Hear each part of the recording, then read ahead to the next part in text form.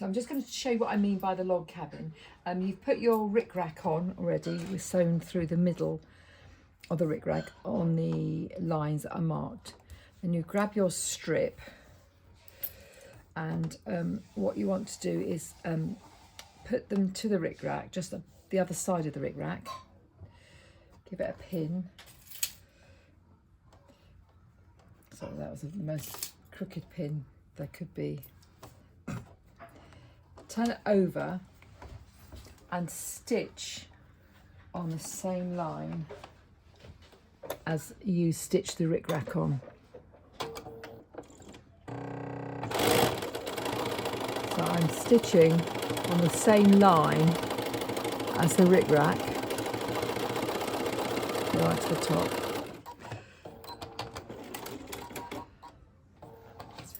And pins out. So when you flip it over, the humps of your rickrack show. Okay. And then you're going to cut that. And you're going to put your fabric right over, or right to the end, over the rickrack. Oh, you might want to pin this.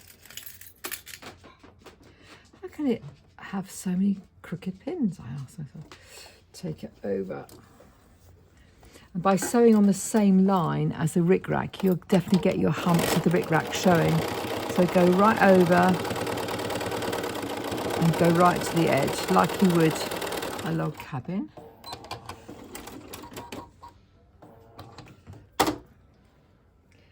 You might want to trim those bits off. It's not that important if you do or don't.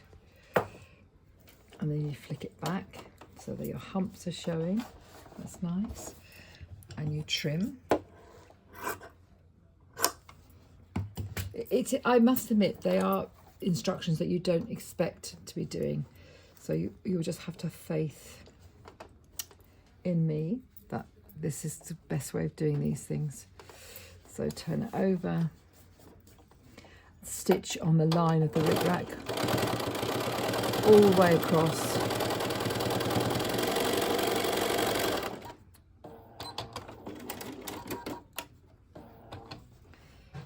So pin out. Trim. It doesn't matter if you don't trim, it's just extra thick for you.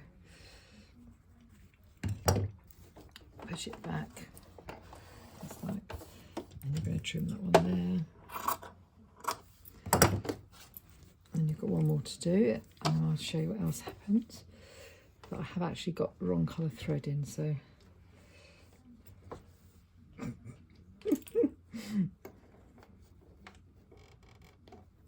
So the reason you're stitching it from this side is that you'll go through the middle of the rickrack.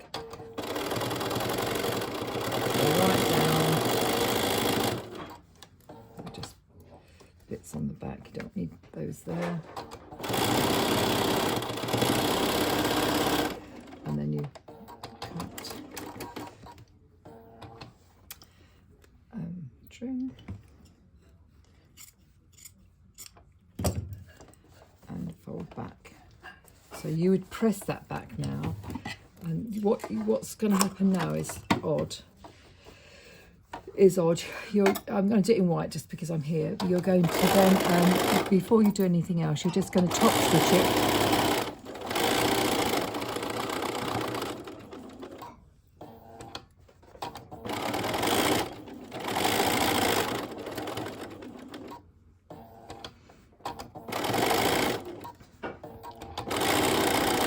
Because that's all looking, that will make it look lovely and a bit sharp.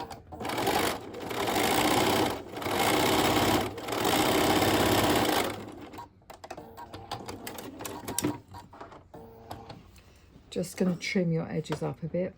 You might do that on the rotary cutter so they're a bit squarer.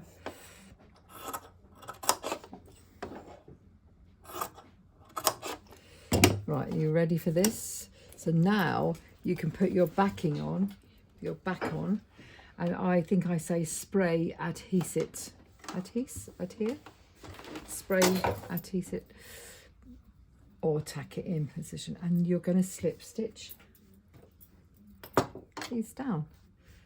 So that's one, go right down to the bottom.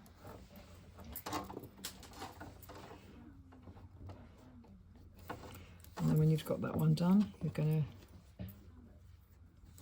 to do that one, and it sort of miters. Look, it all miters beautifully. I'll show you in a second, but I've got my finger underneath it at the minute. It all miters beautifully. Look at that. Oh, that's very nice. So fold it right to the other side. Fold them down and back over, and it all miters. Check me miters.